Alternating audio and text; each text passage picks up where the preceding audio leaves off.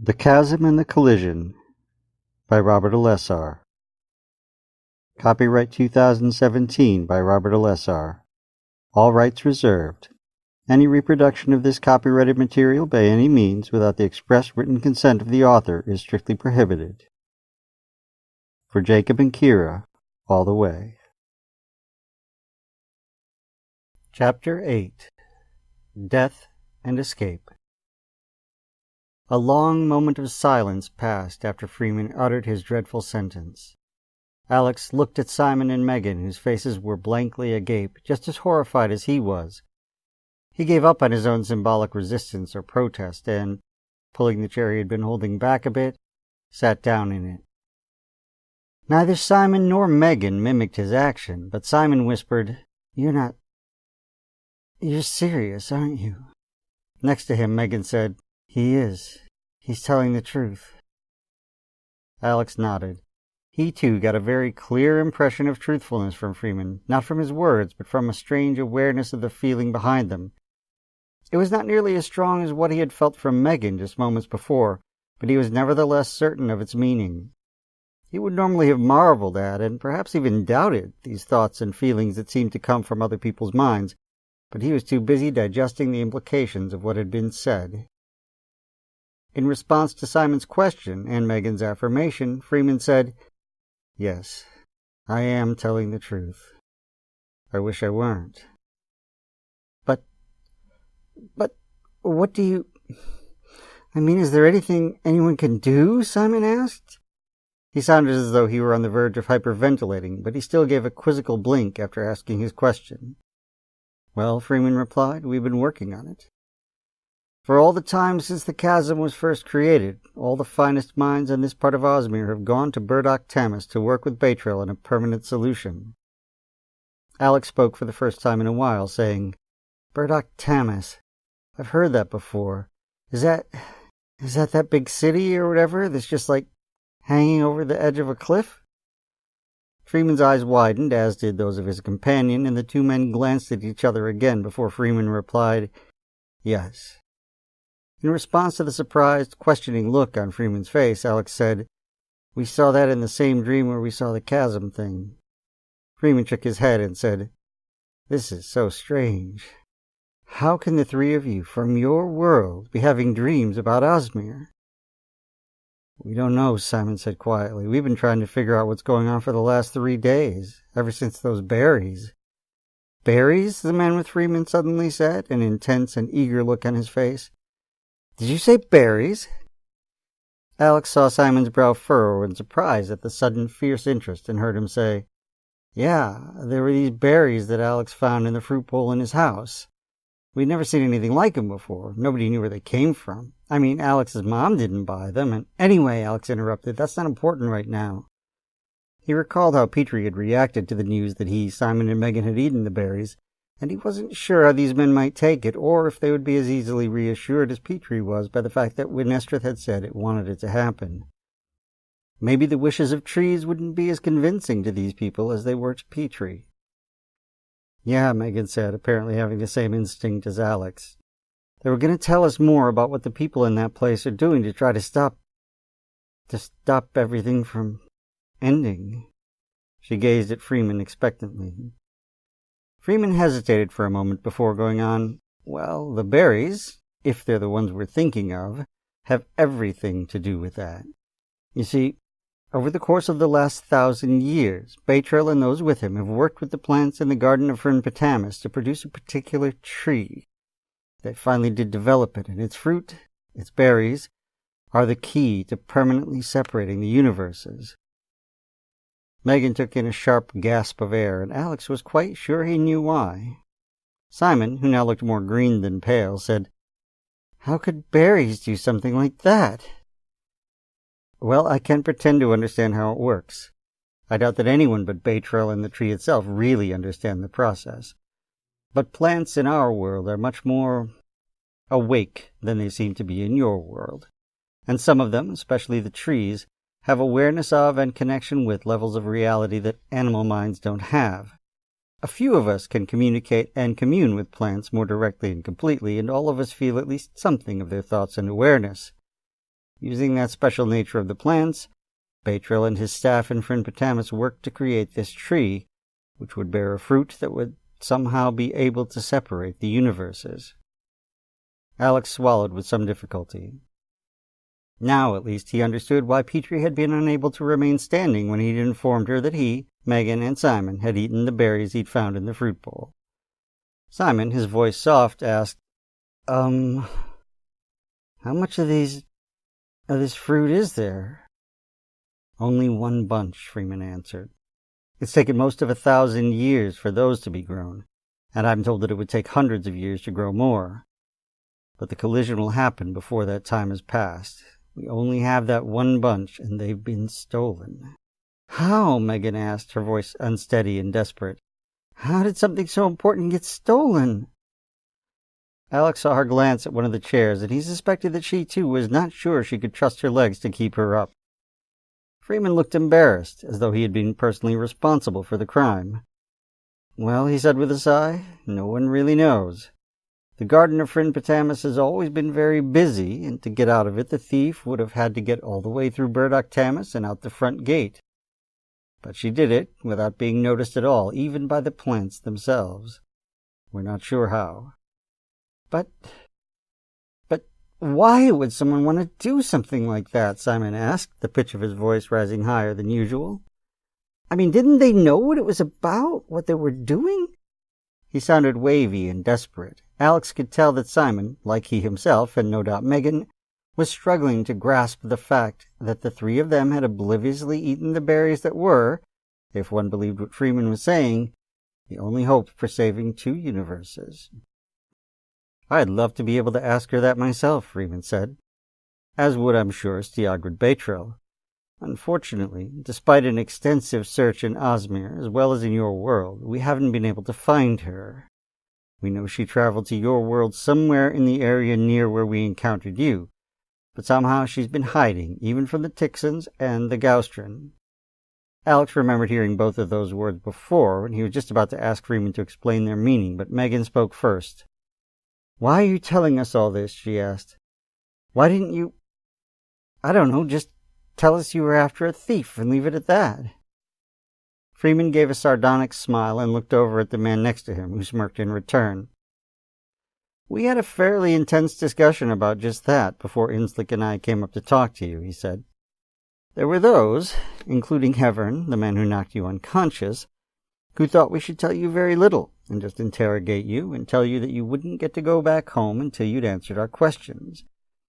But Inslick and I felt that an understanding of how crucial the matter is would be far more likely to secure your best assistance, and also, well, given how strange this all must seem to you, and the fact that you'd been knocked out and brought to another world, well, we thought you deserved an explanation.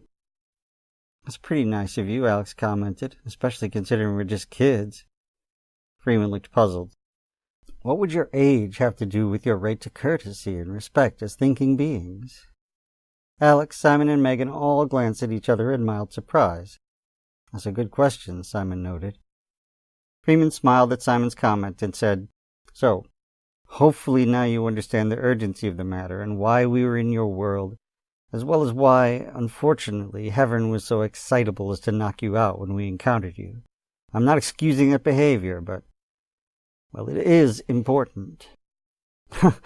Yeah, Simon agreed, and Alex saw Megan nod, her eyes wide and haunted.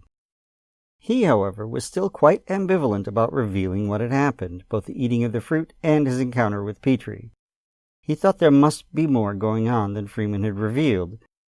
It was not that he thought the man was lying, but when Estrith had said that it had wanted Petrie to take the berries, and it apparently wanted the berries to be eaten. It had told Petrie that there were people who wanted to do something bad with the fruit. Who were those people? Could Freeman and his companions, or followers, or whatever they were, be some of them? So, Freeman said, now looking directly at Alex, you have seen Petrie, right? Simon and Megan shuffled their feet uncomfortably and looked at Alex also. He decided that, since he'd already admitted to having met her, he would at least tell these men something about his encounter, but he didn't mean to tell them everything. He certainly didn't want to give them a clear idea of where Petrie might be hiding, These people seemed nice enough for the moment, but one of them had turned a weapon on 3 middle school students. Who knew what they might do to Petrie if they found her?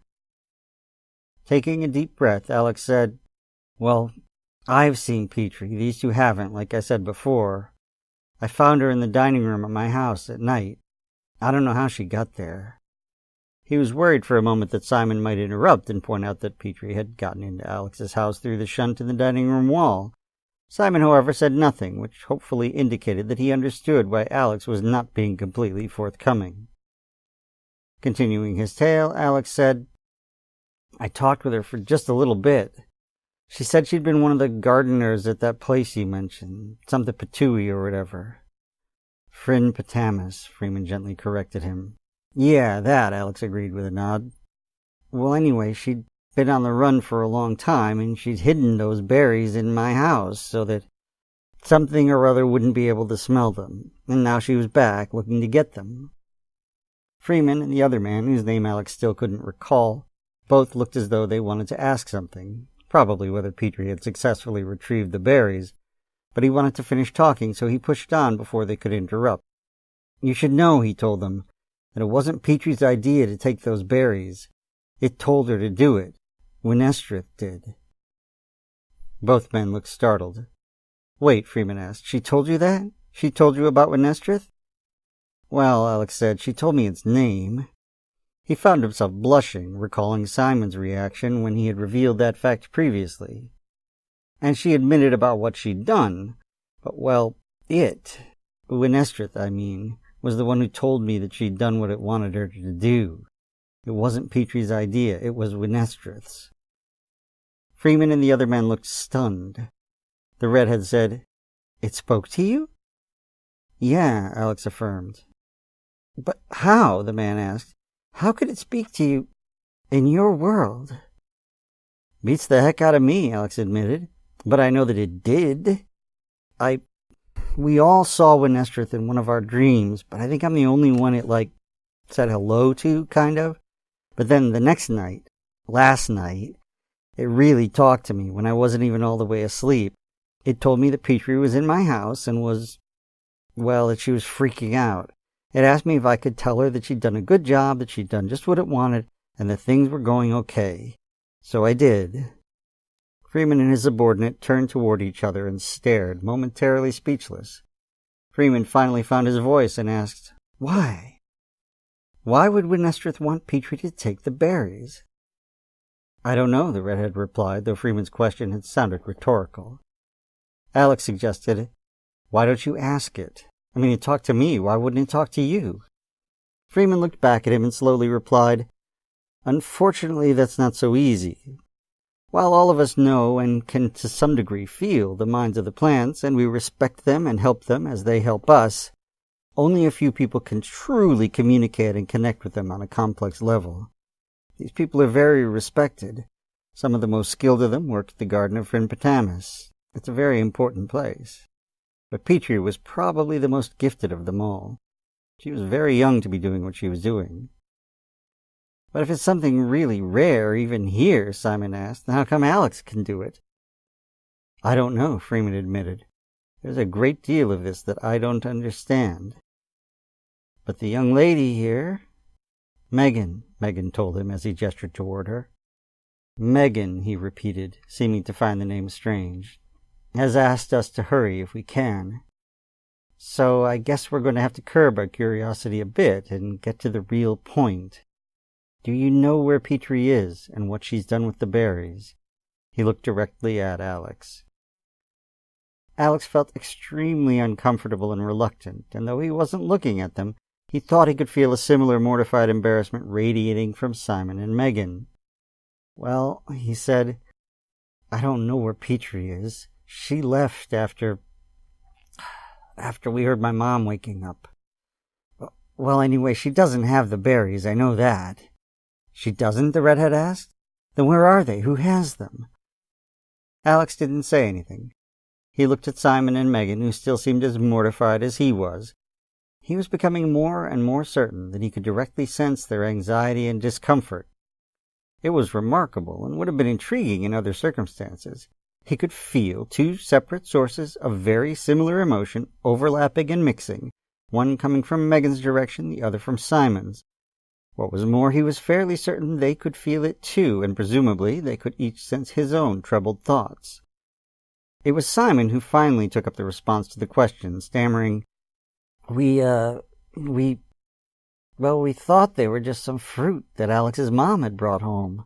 You know, like a healthy snack. And they smelled really good, so, we ate them." Freeman and the man with him both stared at Simon, their faces vacant of expression. Alex could feel stunned dismay rolling off them. He didn't feel it as strongly as he had the emotions of Simon and Megan, but it was present nonetheless. Freeman, apparently needing to force himself to speak, hoarsely asked, "You ate them? All of them?" As one, Alex, Simon, and Megan nodded.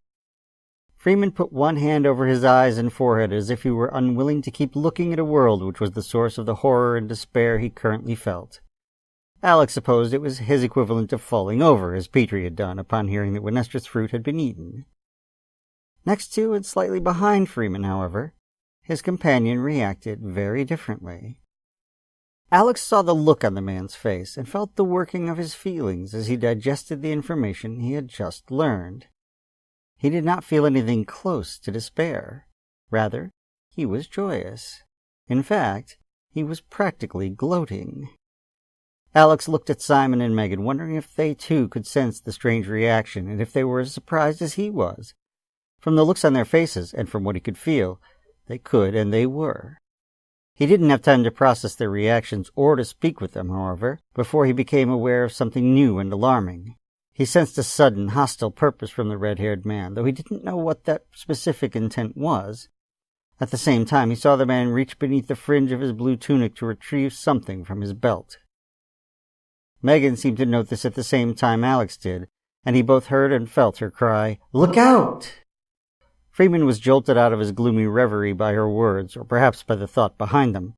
He looked over his shoulder in time to see the red-haired man rise to his feet and pull out one of the ice cream cone-like devices, such as the one that had been used to disarm and then incapacitate Alex and his friends. "Inslick?" Freeman said. "What are you doing?" Inslick ignored his question and brought the weapon out to the extent of his reach, concentrating on Simon, Alex, and Megan. Alex wasn't sure, but he had the distinct impression that this man meant to do more than just knock them out. Freeman seemed to draw a similar, very rapid conclusion, and he launched himself from his seat with astounding speed, his powerful arm striking that of the tall redhead. Alex couldn't see how the device was triggered, but in the instant that Freeman deflected Inslick's aim, a wide arc of light spread from the taller man's weapon and hit the ceiling with a sharp electrical sound. The stone cracked where it was struck by the light, and dust shuffled down from the new fissure. Alex jumped to his feet, and he, Megan, and Simon all backed up instinctively, trying to get out from under the fall of the powder and to distance themselves from the two men. Freeman took hold of Inslick's arm in both his hands, keeping the weapon pointed upward. "What are you doing, Inslick?" he yelled. Inslick didn't answer, but with his loose arm he swung at Freeman's face. Freeman was easily able to move a forearm to block the attack, but this weakened his hold on the other man's weapon hand. In that moment of relative freedom, Inslick bent his wrist downward and apparently activated the weapon. A smaller flash of light and another crackling sound came from the device. It was apparently not aimed well, because most of it missed Freeman and struck one of the tables, upending it. However, the fringe of the beam scraped Freeman's left shoulder, and that glancing blow seemed to do more than enough damage. Freeman was knocked aside, his grip yanked from Inslick's weapon hand as he spun in response to the beam, all the muscles in his body seeming to spasm wildly. His tunic was seared where the beam crossed it, and he fell over the edge of his chair, landing heavily on the hard floor. Even before he fell, Alex could tell that he was unconscious, or worse. However, when Freeman's grip tore spasmodically away from Inslick, it jerked the redhead's wrist mightily, yanking the weapon out of his hand, sending it flying directly toward the three dumbfounded middle school students. It skidded almost perfectly toward Simon, who stopped its movement with his foot and then quickly bent down to pick it up. He looked at it for an instant, then extended it to the length of his arm, pointing it at Inslick. His face was very pale, as usually happened when he was under stress, but Alex felt from him a grim and fierce determination. Innslick was clearly surprised by this turn of events, and for a moment he simply stood still, looking at the three friends in consternation. Then he focused his gaze on Simon and said, "You don't even know how to use that." Simon didn't reply, but instead just shifted his arm slightly. Alex saw Simon's fingers squeeze, and a bolt of white spat from the gem-covered top of the device. It hit the cushioned back of the chair in which Freeman had been sitting. The chair was lifted and spun end over end, landing several feet behind the tall redhead. There was now a smoking hole in the cushion. "All right," Innslick said, looking less confident. "I guess you do know how to use it." "It's just a gun," Simon said to him, his voice full of contempt.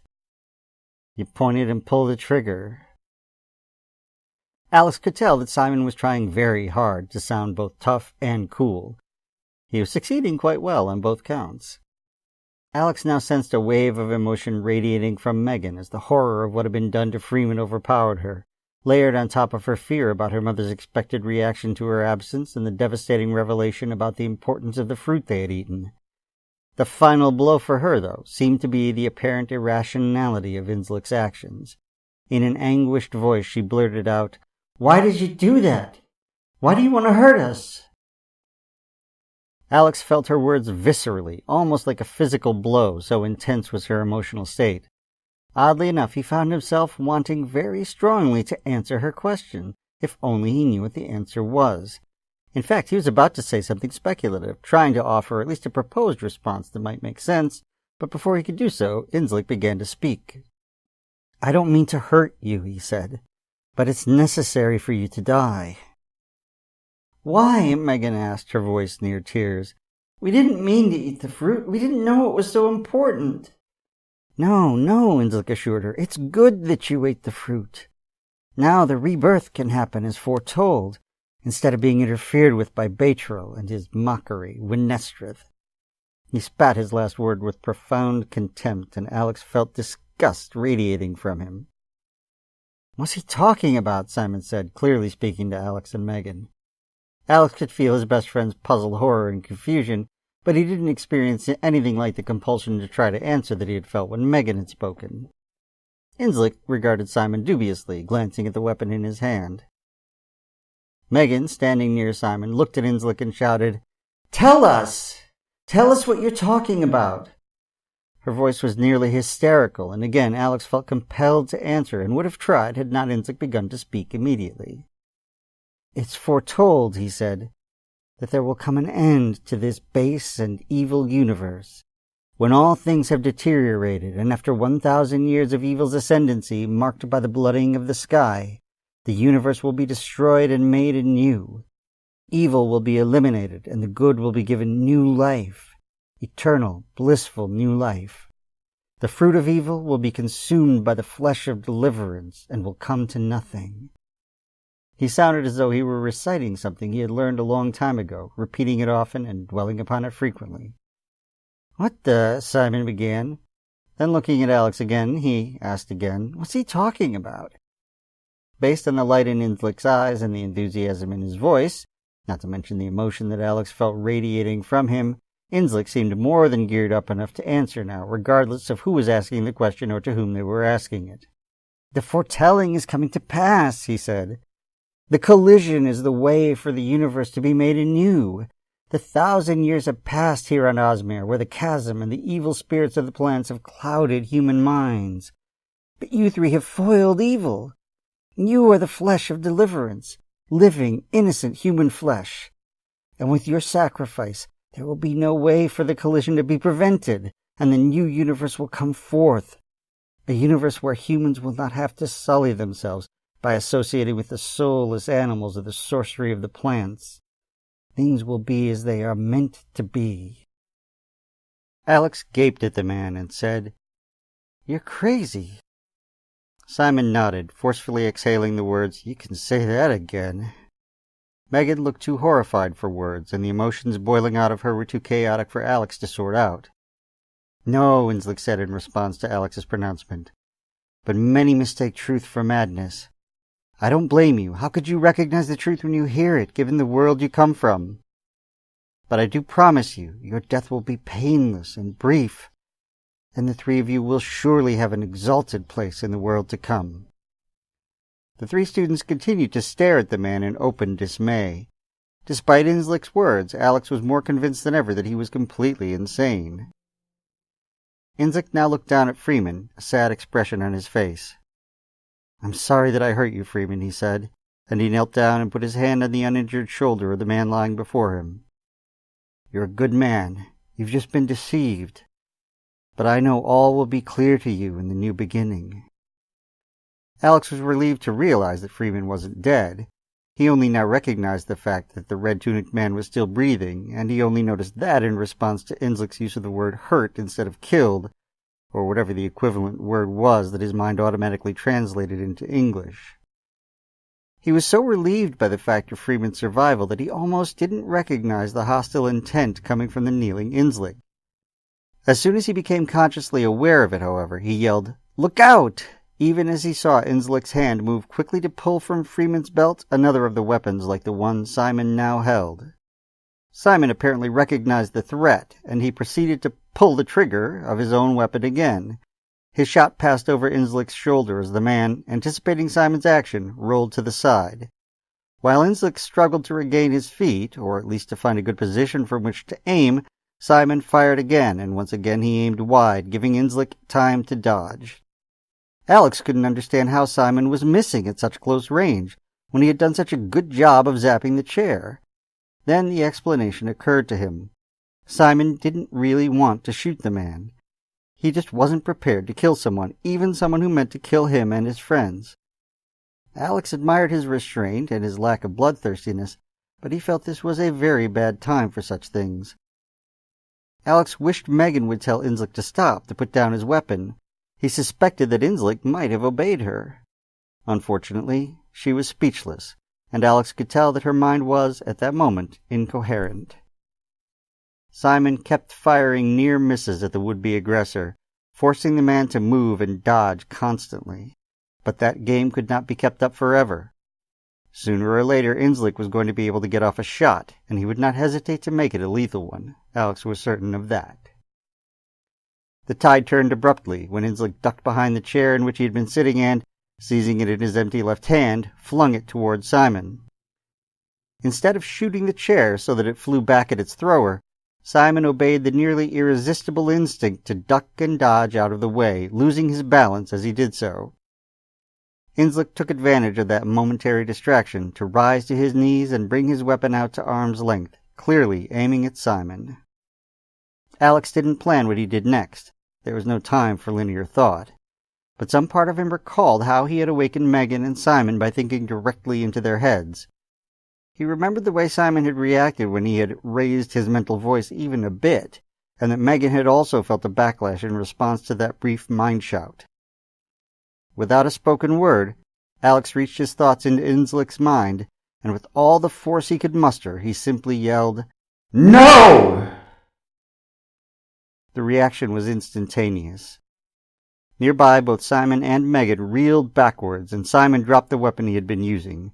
Apparently, even the indirect effect of Alex's exclamation was staggering. Innslick received the full, direct brunt of the mental exclamation, and when he did, Alex felt the man's mind shatter into pieces, losing all sense of order, logic, and any awareness of self. He brought his hands to his head, screaming in horror as he did. Unfortunately, he still held his weapon in his right hand, and as it came toward his face, he unintentionally activated it. The beam was not aimed in any particular direction, and it only caught Innslick a glancing blow across his upper forehead and the crown of his skull. Where it hit, however, Innslick's red hair caught fire, and a searing black burn mark was scored across the top of his head. The damage done to his brain, even by the indirect energy of the beam, was far greater than external appearances would have led one to believe. Alex was relieved to hear the incoherent howling in the man's mind stop abruptly, and he watched the tall, kneeling figure fall backward, hands limp, eyes wide and staring. Unlike Freeman, Innslick was no longer breathing. In the sudden silence that followed Innslick's fall, Alex stared in horror at what he had done. "Oh my God," he muttered, his legs weak and his vision beginning to go white at the edges. "I killed him." "I think you did worse than that," Simon opined, and Alex looked at him sharply. He could see that both Simon and Megan were still wincing and shaking their heads from the after effects of his mental shout. Their faces were far away, however, and whiteness was creeping in from the borders of his sight. He felt cold and sick to his stomach. "I didn't," he started to say, intending to follow with the words, "mean to," but he wasn't able to get anything else out. From 1,000 miles in the distance, he thought he heard Megan's voice asking, "Alex, are you okay?" Then he was gone. Alex returned to consciousness, still clammy and weak, to see Megan and Simon kneeling beside him, their faces anxious and frightened. "Alex?" Simon asked. "Yeah," Alex responded. "What happened?" For the moment he did not have any idea where he was or what had just occurred. "You passed out," Megan told him. After that man." Alex saw her glance over toward one end of the room. Turning his supine head to follow her gaze, he saw the burnt chair, saw Freeman's unconscious form, and saw the lifeless body of Inslick, from whose head a smoky vapor still rose, though his hair had stopped burning.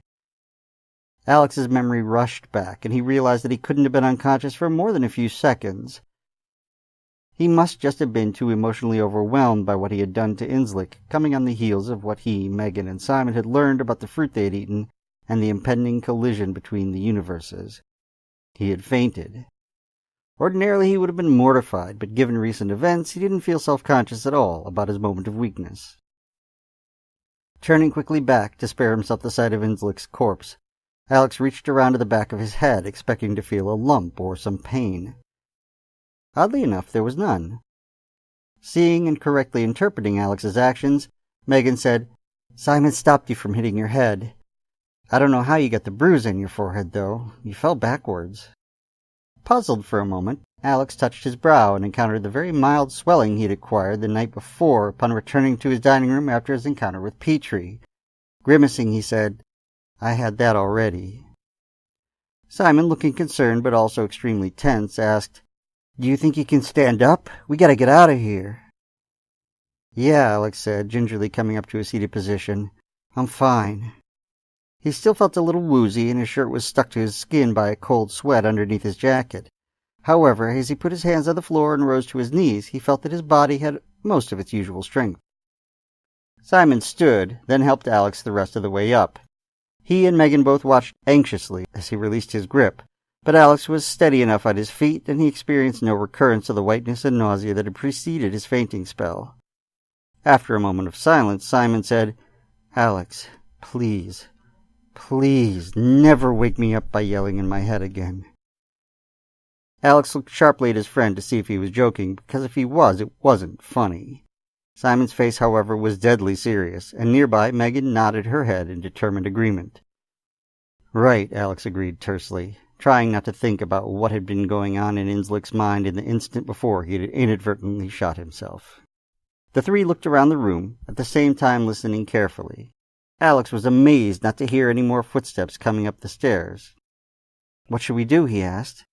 "If more of those people come up and they find these two like this, they're going to think we did it." Of course, he had, in fact, done at least part of it, but he hadn't initiated the confrontation, after all. Inslick had. Unfortunately, he doubted anyone else would give him, Simon, and Megan the benefit of the doubt if they walked in on the scene. "I don't know," Megan said. Simon frowned in concentration. "I've kind of got an idea, I think," he said.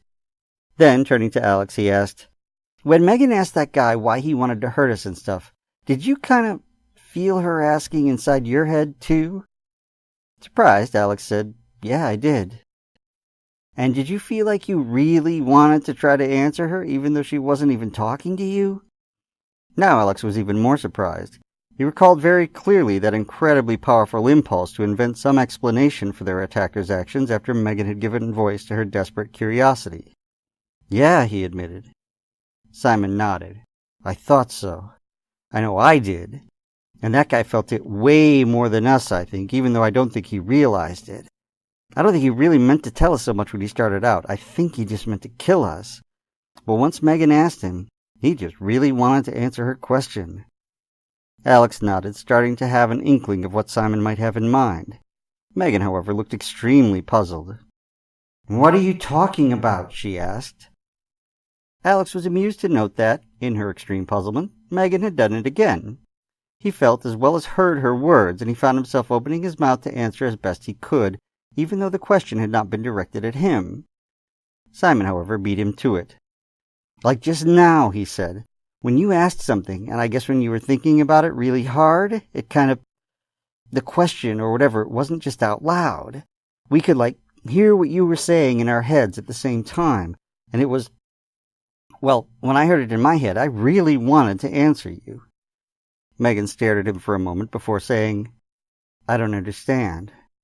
"Neither do I," Simon admitted. "And I know it's totally nuts, but... well, it's also true, so there's no point trying to fight it. We both heard Alex's voice in our heads before when he woke us up, and then... well, you saw what happened to that guy." He nodded toward Inslick's lifeless form, from the head of which smoke no longer rose. Megan nodded vigorously in response to Simon's last reference, while Alex felt a renewed sense of horrified shame. "And before," Simon went on quickly, "when I picked up that gun thing..." He pointed toward the weapon he had held, which now lay on the floor where he had dropped it in response to Alex's mental shout. "I didn't really know how to use it, but then that guy said... when he said that I didn't know how to use it, he was thinking about how to use it, and all of a sudden I did know. Like it jumped right out of his mind and into mine. I think it was happening when I was asking those guys questions, too. I felt like I just, knew the answers even before they said anything." Alex gaped in amazement at that revelation, and the look on Megan's face mirrored his own emotions. "Are you serious?" he asked. "Yeah," Simon replied. "It's like how we were all sharing those dreams. Only I guess that now that we're in this place, it's stronger. I don't know how it could be, but we've obviously got some kind of thing going on that's making us have, telepathic powers or something." After a moment's pause, he added, "I'm pretty sure it's gotta be from eating that fruit." Alex and Megan looked at each other and nodded. Simon's speculation made sense, especially given what had just been revealed to them about the berries. Alex couldn't help but ponder what Freeman had said, that those little mouthfuls of fruit were somehow the only way to stop the impending destruction of everything in two universes. The horror of that was almost too great to bear. What were they going to do? What could they do to keep Inslick's lunatic belief from coming true? What could anyone do? Or was it simply too late for anyone to do anything at all? He didn't want to believe that. When Estrith had told Petrie to take the berries, and it also seemed to imply that the eating of the berries by him, Simon, and Megan was what it had wanted to happen. He didn't think the tree wanted the collision to take place. Certainly he had felt no trace of ill will when Estrith had spoken to him. But what did it want? Could he really be sure that it was something good, or was he letting wishful thinking cloud his judgment? Simon went on speaking, diverting Alex from his troubled thoughts.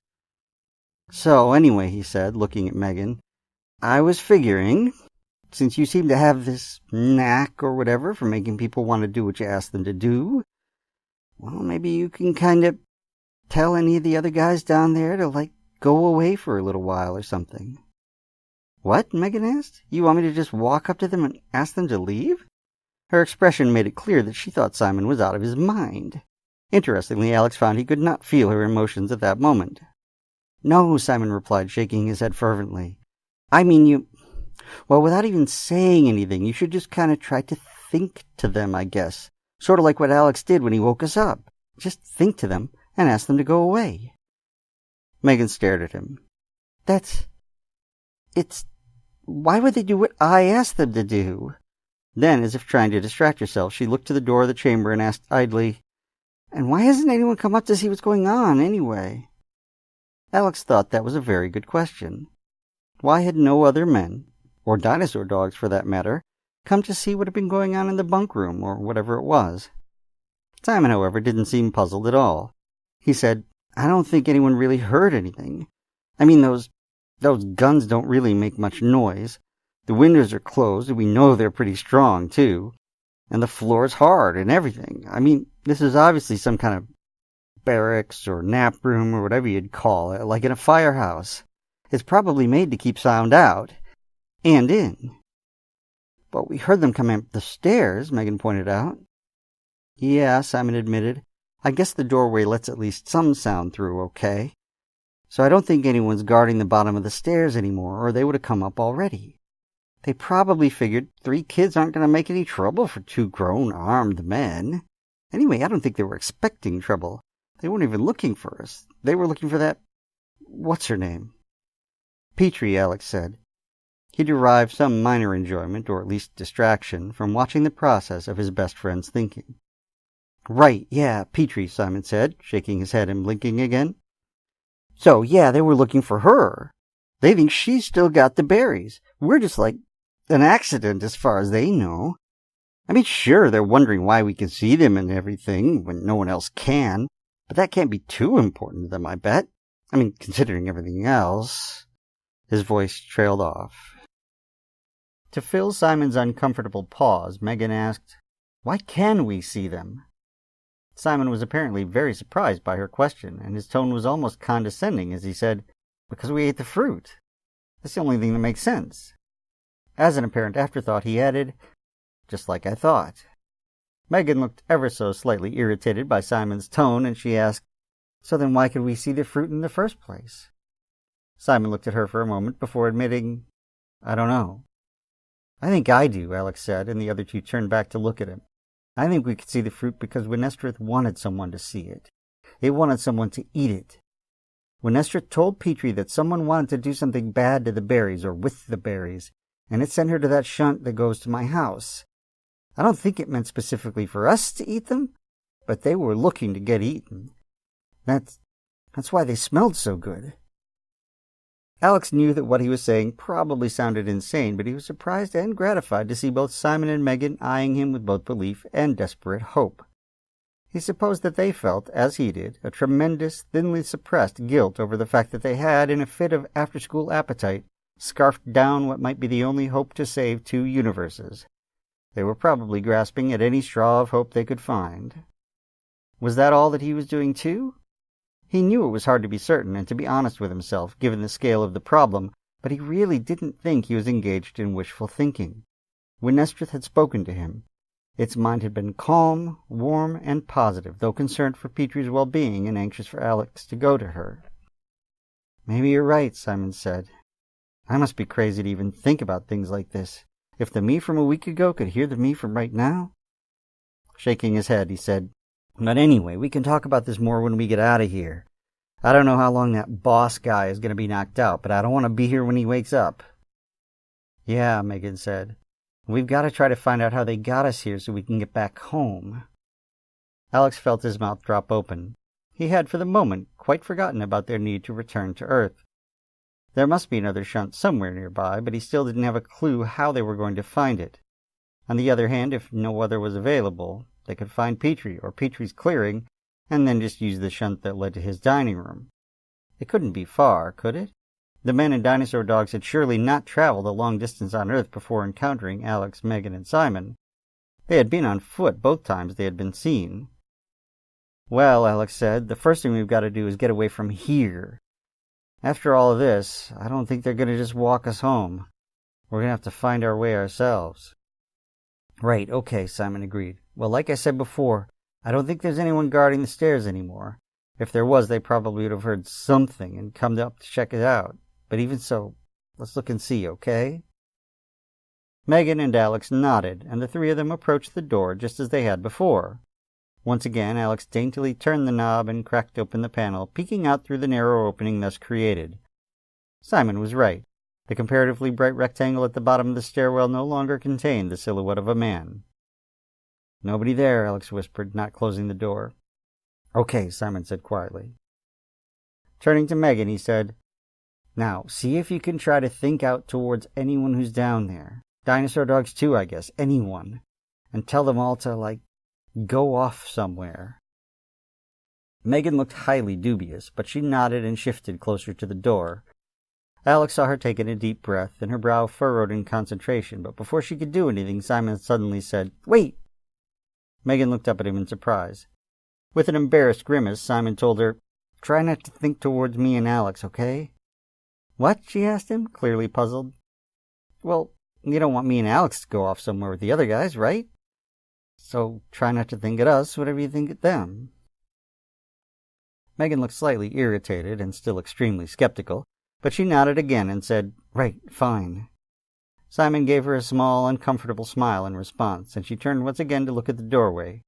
She again drew in a deep breath, as though she were about to dive into a pool. Alex felt a strange sensation as Megan's thoughts brushed him, and even though Simon had asked her not to include them in her command, or suggestion, or whatever it was, he nevertheless clearly heard her projected words. "Go away," she thought.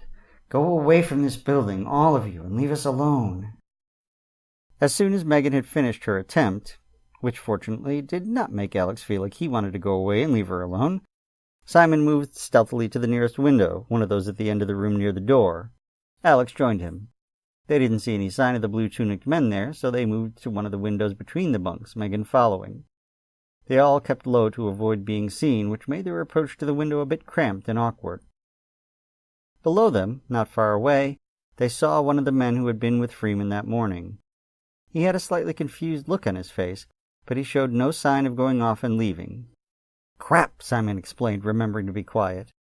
"Why didn't it—" "Wait a minute," Megan interrupted him. "Maybe that wasn't such a great thing I tried to tell them. Let me try something different."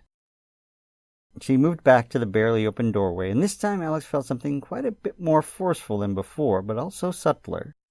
He heard Megan's mental voice saying brightly, "Hey, everybody, there's something really strange and interesting way off that way." When Megan thought the words, "that way," Alex received a non-verbal impression of a distance and direction from what he presumed was the front of the building, the side opposite the wall along which the bunks were set. He felt that he was being directed somewhere quite some distance from where they were. He received no clear visual impression of what might be over there, but it was, he felt, something truly intriguing and fascinating, and it seemed too important not to investigate. Megan finished with the words, "You should all go see what it is right away. It's really important." Alex found it relatively easy to resist the urge to obey her, presumably because he knew what she was doing and because she was not directing her thoughts toward him and Simon. Nevertheless, he could sense the strength of the message, and this time, when they went back to the window, he was not surprised to see the man they had noted earlier now walking at a brisk pace around the corner, heading toward the front of the building. They crossed the room to the other side, and soon, beyond the extended first floor of the building, they saw quite a number of people, and dinosaur dogs, walking off into the open ground, most traveling at a brisk pace. Simon gave a short laugh and said, "Megan, you are freaking brilliant." Megan blushed very cutely, to Alex's mind anyway, but she didn't reply. Feeling a bit jealous of her reaction to Simon's praise, Alex said, "Okay, you guys, let's head out." "Wait," Simon said, "let's give it a minute. We want them all to get away so they don't see us." Alex couldn't argue with the good sense of that suggestion, so the three stood idly in the room for what felt like an eternity, but was probably less than the actual minute Simon suggested. Then they went back to the room's only exit, and Alex seized the knob. He swung the door open all the way now, thankful that these people kept their hinges so nicely oiled. Then, slowly and stealthily, he crept forward and began to walk down the stairs. They couldn't be sure that every person in the building had left in response to Megan's suggestion. Some might simply not be susceptible. Who knew the nature of such things? Alex bent down as low as he could, performing a kind of crab walk down the stairs, which would hopefully allow him to see anyone below before they had too much notice of his presence. Thankfully, he encountered no living creature, just a hallway heading forward from the end of the stairwell. It seemed completely deserted. Stepping out at the end of the stairs, Alex was glad to discover that the building appeared to have been completely abandoned. To his left, the wall was glass from waist height to just below the ceiling. Beyond it lay a large office area in which were chairs, tables, and what might have been desks, though he saw no paperwork, computers, or other such items that he normally would have associated with offices. The chairs were all metal, as were the small tables. The desks, on the other hand, looked to have been made of the same light, rough-textured stuff as the door upstairs. Simon and Megan came out behind Alex as he gazed toward the front end of the room behind the glass. That area appeared to be a lounge of sorts, with a few decorations here and there, a painting on the wall depicting a flowering plant, a small abstract sculpture in the corner, and chairs that were thickly cushioned, though still with metal frames. Scattered amongst the chairs were also several large, oval, padded cushions on the floor. Alex wondered whether these were where the dinosaur dogs rested when they were off duty. Glancing at the walls, including the one below the glass, Alex saw no seams or lines such as might be found between bricks, nor did any of the surfaces appear to be painted. Instead, the place looked as if it had been carved entirely out of a single rock formation. He vaguely thought of the dream he'd had, where he had walked through the garden to approach Winnestreth. That dream had begun in a long, arched hallway that had also appeared to be carved from rock, without any visible crack or seam. It had been darker rock than this, but the style seemed very familiar. There were no obvious lights turned on at the moment, and Alex realized that there hadn't been any upstairs either. All of the illumination had come through the windows. It had been more than adequate at the time, but he still thought it odd that there wasn't a single lamp in evidence. What did they do if someone had to work late, or if it got cloudy outside? The floor here was the same hard, slate-tiled surface as upstairs, and Alex could hear the quiet but distinct sound of his shoes, and those of Megan and Simon, as they crept forward. The wall to the right, in addition to having no windows, had not one single door, but to the left, about midway down the hall, an archway led into the office area. At the far end of the passage, straight ahead of Alex, was a single exit, the upper half of which was dominated by a window. In addition to that, the entire front wall of the lounge area seemed mostly to be glass. Outside, through the vantage provided by the extensive array of clear glass, the students saw no sign of anyone close to the building, human or reptile, though Alex thought he could make out a few receding figures farther away. Other than that, their view was of a largely bare landscape, almost perfectly flat, with a few patches of grass and bushes here and there. The sky above was the same uniform reddish color that they had already seen. "Okay," Alex said. "I guess we should just go out the door and head around the back of the building as fast as we can." "Why the back?" Simon asked. "Because I sent them all off in the other direction," Megan told him. Simon nodded, evidently recognizing that she had a good point. The front door opened with a knob like the one upstairs, a fact which surprised Alex. He had been expecting a push bar like the ones on the outer doors of the school.